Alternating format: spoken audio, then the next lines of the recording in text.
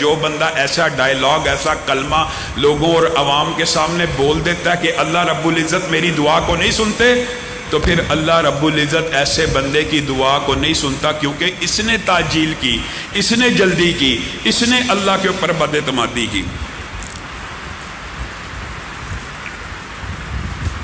میرے بھائیوں، دعا کے دیگر آداب کے ساتھ ساتھ دعا کے اندر جلدی نہ کرنے کے حوالے سے حضرت ایوب کا بڑا لمبا چوڑا واقعہ آپ لوگوں نے سنا ہوگا، لیکن عالم عرب میں ایک مشہور واقعہ جس نے صبر ایوب کی یاد تازہ کر دی۔ ویسے تو میڈیکل سائنس کے اندر 19 سال 20 سال کے کومے کی ہسٹری موجود ہے کہ 19 سال بعد بندہ کومے سے واپس آیا ہو، یہ ہسٹری موجود ہے۔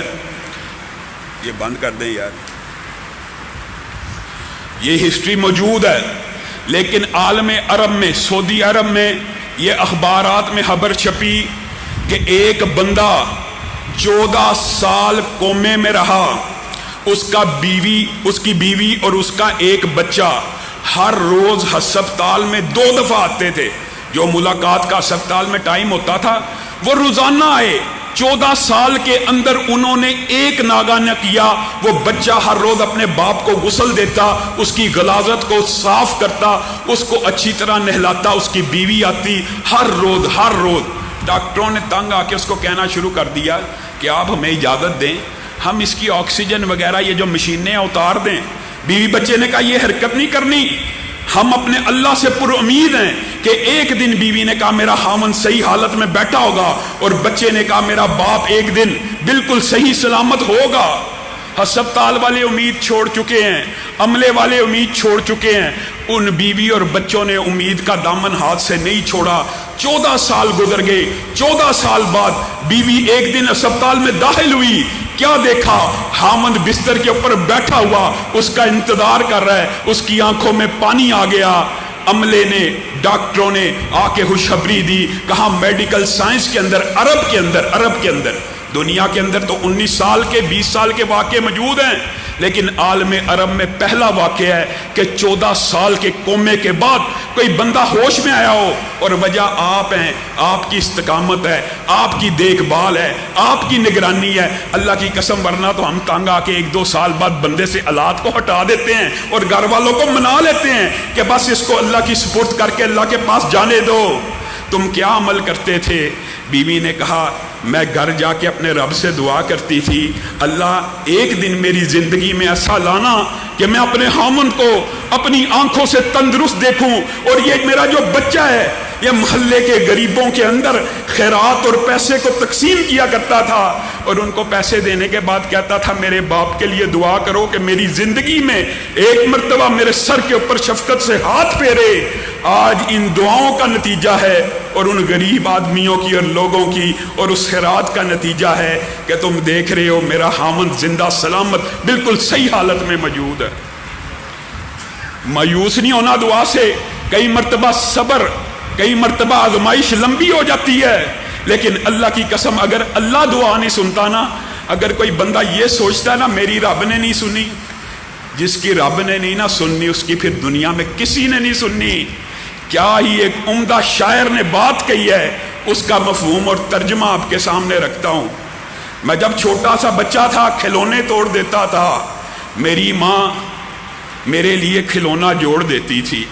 یہ مفہوم ہے شاعر کا، اے میرے رب میں نے تو سنا ہے تو ماؤں سے زیادہ بندوں سے پیار کرنے والا ہے، خدایا خود کو توڑ بیٹھا ہوں مجھ کو جوڑ دے۔ میرے بھائیوں، آج تاک راتوں میں سے ایک رات ہے، آپ نے جہاں پر اپنے لیے دعا کرنی ہے، اپنے والدین کے لیے دعا کرنی ہے، اعزا و اقارب کے لیے دعا کرنی ہے، وہاں پہ آپ نے میرے لیے بھی خلوص دل سے دعا کرنی ہے، سارے بیماروں کے لیے بھی دعا کرنی ہے، اس ادارے کے لیے بھی دعا کرنی ہے۔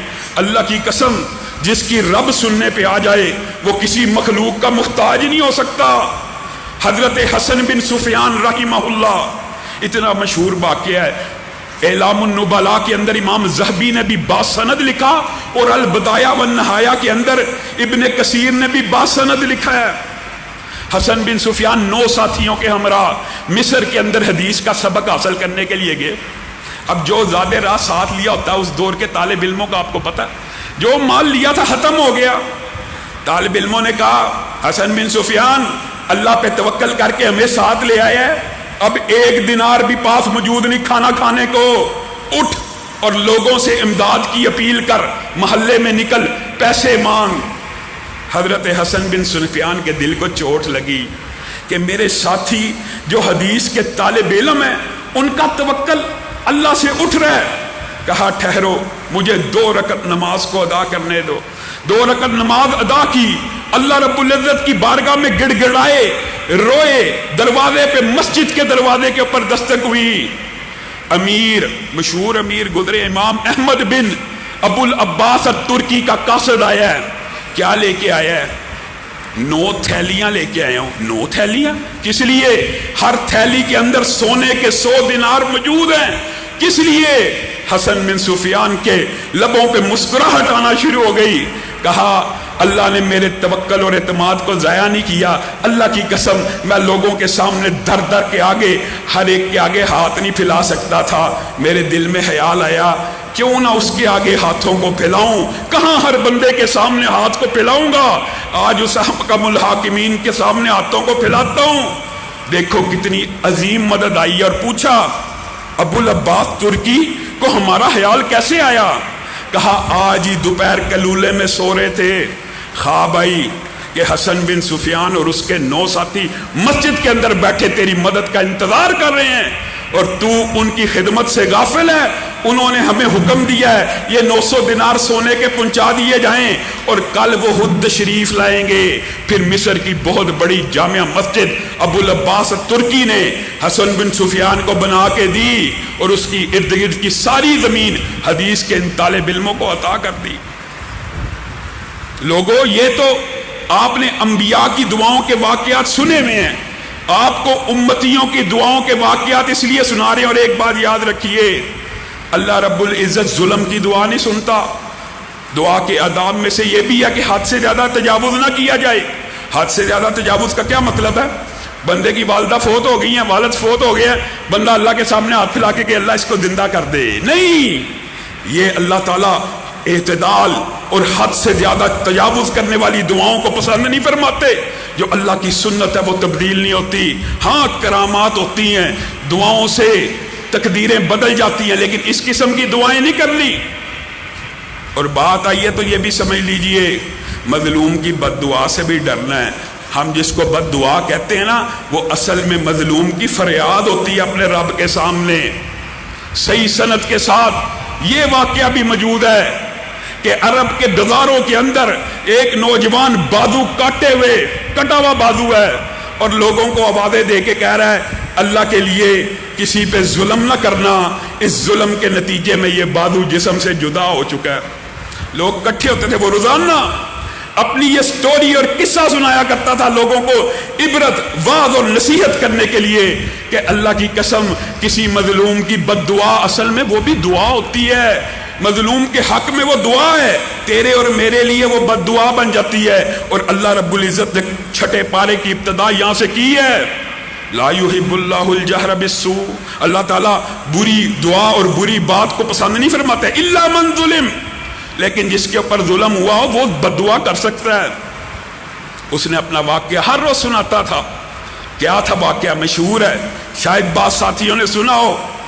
وہ ایک حکومت کا کرندہ تھا، حکومتی نمائندہ تھا، اور اس کو مچھلیاں پکڑنے والے ساحل کے اوپر ڈیوٹی پہ حکومت کی طرف سے لگایا گیا تھا. ایک دن ڈیوٹی کرتے کرتے اس نے دیکھا ایک مچھیرے نے بہت بڑی طاقتور اور خوبصورت مچھلی پکڑی ہے.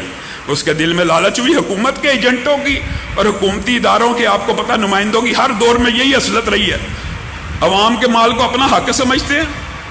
اس نے کہا یہ مچھلی مجھے دے، باقی لے جا. وہ غریب آدمی تھا، مچھیرا تھا، وہ روک تو نہیں تھا سکتا. اس نے کہا آج میرے گھر میں بڑی بھوک ہے، بڑا افلاس ہے، اللہ کی قسم یہ مچھلی کچھ اچھے مہنگے داموں بک جائے گی، میرے بیوی بچے کچھ کھا لیں گے. تو امیر آدمی ہے، کبیر آدمی ہے، تو اپنے زبان کے ذائقے کے لیے مچھلی لے کے جانا چاہتا ہے، میرے بیوی بچوں کا پیٹ پل جائے گا، نہ لے کے جا. اس کو ترس نہ آیا، مچھلی کو اٹھایا، کہا گھر لے کے جا رہا ہوں. اچانک مچھلی نے ہلنا شروع کیا. میں نے مچھلی کو پکڑا، اس نے میرے انگوٹھے کے اوپر دانت گاڑ لیے. کہا میں گھر میں گیا ساری رات اس تکلیف میں کڑتا، اور اگلے دن صبح حکامہ کے پاس گیا، انہوں نے کہا انگوٹھا کاٹ دو، اگر نہ کاٹا ہاتھ کاٹنا پڑے گا، کہا انگوٹھا کٹوایا، 1-2 دن کے لیے آرام آیا، ہاتھ میں درد شروع ہو گئی، حکیموں نے کہا ہاتھ کاٹ دو، اگر نہ کاٹا تو پوری بازو کاٹنی پڑے گی، کہا کٹوا لیا۔ ذہن میں ابھی تک اس ظلم کے بارے میں ضمیر نہیں تھا جاگا، کہا 2 دن نہیں تھے گزرے بازو میں درد شروع ہو گئی۔ حکیم نے کہا کس کے ساتھ ظلم کیا ہے، کیا معاملہ ہے؟ کہا اچانک ذہن میں جماکا ہوا، اوہو مچھیرے کو تلاش کرو۔ حکیم نے کہا اگر آج بازو نہ کاٹی پورے جسم میں زہر پھیل جائے گا، مر جائے گا۔ کہا تو بازو کاٹ۔ میں نے مچھیرے کو تلاش کرنا شروع کیا، وہ شہر چھوڑ کے کسی دوسرے شہر منتقل ہو چکا تھا۔ میں اس کے دروازے پہ پہنچا اور میں نے کہا تو مجھے پہچانتا ہے؟ کہا ہاں میں تو تجھے بڑی اچھی طرح جانتا ہوں، ابھی 7-8 دن پہلے تو نے مجھ سے میری مچھلی چرائی تھی۔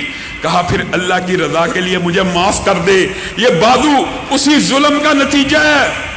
مچھیرے کی آنکھوں میں آنسو آ گئے، اس نے کہا اللہ کی قسم تیری اس ظلم کی حالت کو دیکھ کے تجھے معاف تو کر دیتا ہوں، لیکن تجھے پتہ ہے جس وقت تو مجھ سے مچھلی کھینچ رہا تھا اس وقت میرے لبوں سے ایک بد دعا نکلی تھی، اللہ اس بندے کے اوپر اپنی قدرت کا عظیم الشان نمونہ میری آنکھوں کو دکھا دے کہ مجھے پتہ چل جائے تو 7 آسمانوں پہ بیٹھ کے مظلوموں کی داد رسی کر سکتا ہے۔ آج اللہ نے تجھے میرے گھر میں بھیج دیا معافی مانگنے کے لیے۔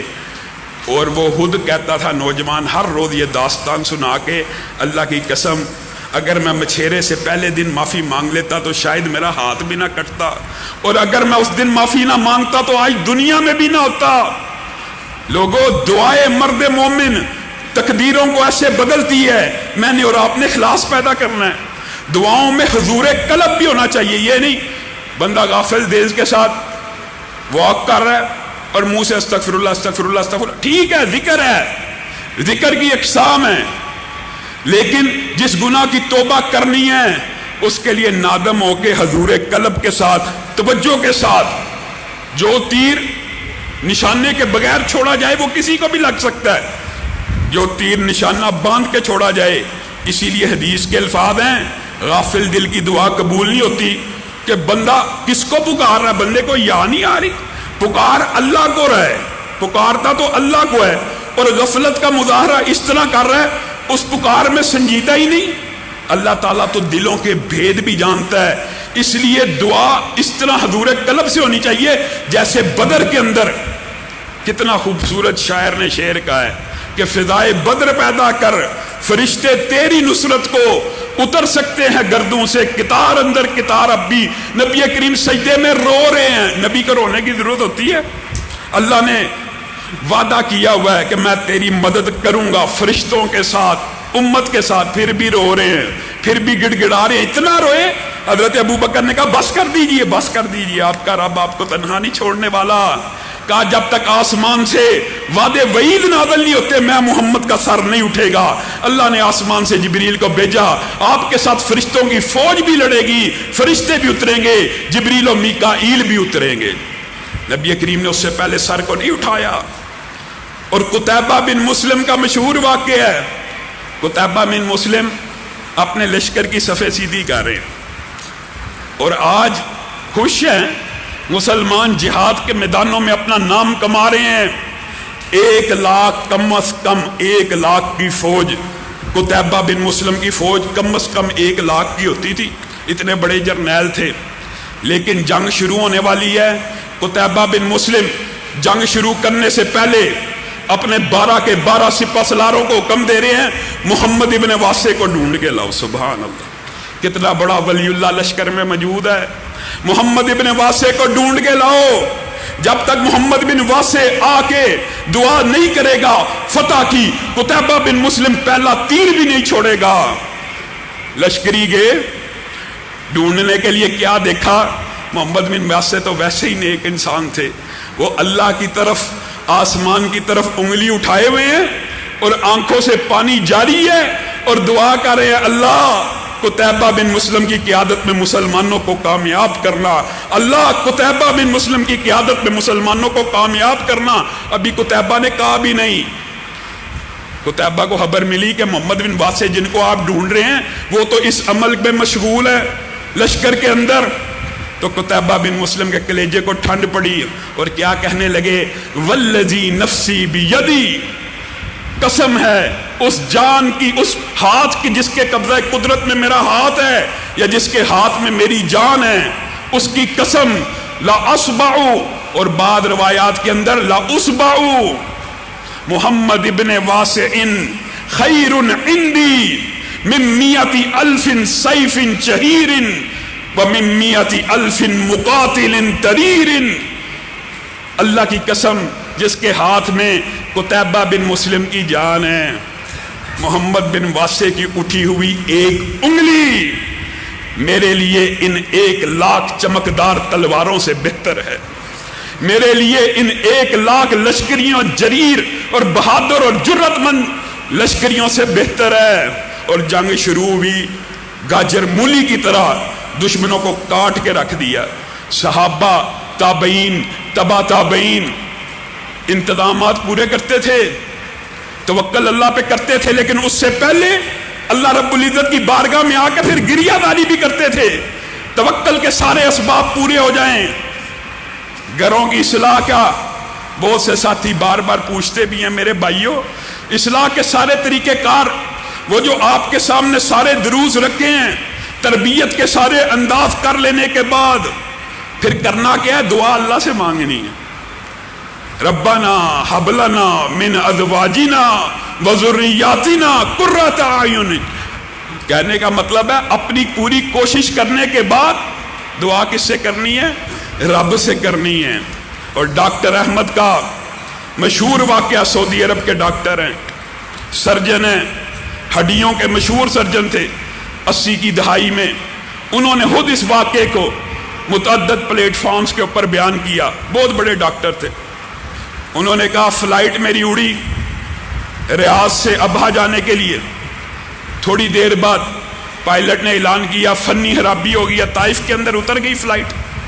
اب میں نے بہت بڑا میڈیکل کا ایوارڈ ہے, عمومی طور پہ عرب کے اندر آپ کو پتہ اس طرح کے علوم نہیں ہیں, لیکن سعودی عرب میں پھر کوئی بندہ اس طرح کا سائنسدان یا ڈاکٹر پیدا ہو جائے, وہ آپ اس کو پروموٹ کرنے کے لیے بڑے بڑے ایوارڈ دیتے ہیں. ان کا مقابلہ بھی تھا, ان کی ایوارڈ کی, ان کے اعزاز میں تقریب ہے. انہوں نے ہر حالت میں اس تقریب میں شامل ہونا. انہوں نے ایئرپورٹ پہ اتر کے کہا میری تو بڑی اہم تقریب ہے. انہوں نے کہا ایک ہی حل ہے, آپ گاڑی کرائے پہ لے لیں اور کرائے پہ سیدھا چلے جائیں. اب چند گھنٹے کا سفر ہے, گاڑی پہ طے کر لیں, اگر آپ نے ہر حالت میں وہاں شرکت ہی کرنی ہے. انہوں نے کہا یہی مشورہ مجھے اچھا لگا. ویسے میں سفر پسند نہیں تھا کرتا, میں نے گاڑی کو پکڑا, کرائے پہ لیا, ڈرائیو کرنا شروع کر دی. ابھی ایئرپورٹ سے نکلا ہوں, آسمان پہ بادل آ گئے, طوفان آ گیا. مجھے سمجھ نہیں آئی, میں 2 گھنٹے سے ڈرائیونگ کر رہا ہوں, میں راستہ کھو چکا ہوں. کیا دیکھتا ہوں میں روڈ پہچان نہیں پا رہا, کوئی سائن بورڈ نہیں لگا ہوا. ایک گھر سے دور سے روشنی آ رہی ہے. کہا میں پریشان ہو چکا تھا. اب میں نے اس گھر کا دروازہ کھٹکایا اور کھٹکانے کے بعد کہا بی بی, اندر سے ایک بڑھیا نکلی کہ کیا آپ کے گھر میں ٹیلی فون لائن موجود ہے, میں کہیں پہ ٹیلی فون کرنا چاہتا ہوں. کہا یہ کس علاقے کی بات کر رہے ہو, تم راستہ کھو بیٹھے ہو, ابھی یہاں پہ ٹیلی فون کی لائنیں نہیں بچھی ہوئی. کہا خیر اس بڑھیا نے میری خدمت کی, بہت اچھی خدمت کی, خاطر دوادو کی, اور کہا مسافر ہو. کہا میں نے اپنا سارا معاملہ بتایا کہ اس طرح میرا طیارہ خراب ہو گیا تھا, لیکن ابھی میں تفصیلات بیان کر رہا تھا. اس بڑھیا کے پاس ایک بچے کے رونے کی آواز آئی اور بڑھیا دعا کر رہی ہے اللہ اس کو صحت دے دے, اللہ اس کو صحت دے دے, اللہ اس کو صحت دے دے.